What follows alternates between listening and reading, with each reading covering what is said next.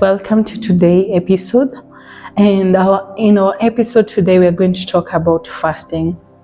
When God told me that my first episode, and it was so clear, so loud, that my first episode would be about fasting, it was so awkward, it was so funny, because maybe 2 years ago I never thought that I would even have the grace to fast.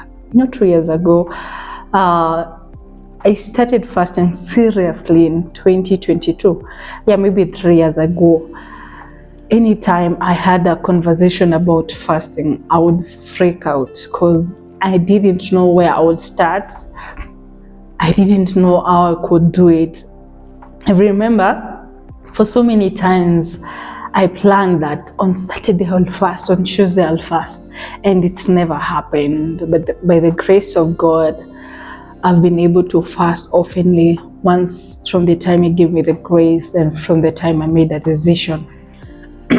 So it's so funny that I'm the one who is doing the topic of fasting in 2025. Is my first topic, is my first episode, and this will be a long topic, so we'll be doing in form of parts, part 1, 2, and 3 most probably. And one thing I know for sure is, just like God gave me the grace to fast, He's going to give you, your friend, your family more grace. Just like He has helped me, He's going to help you, because God is our helper. Holy Spirit is our helper in all things. And so we're going to start by definition of fasting. What is fasting in Christianity? You see, fasting is a practice that is done even by non-believers, is a practice that is done by people in other religion. But I would love us to talk about fasting in a Christian setup. And we're going to start with the definition of fasting. What is fasting?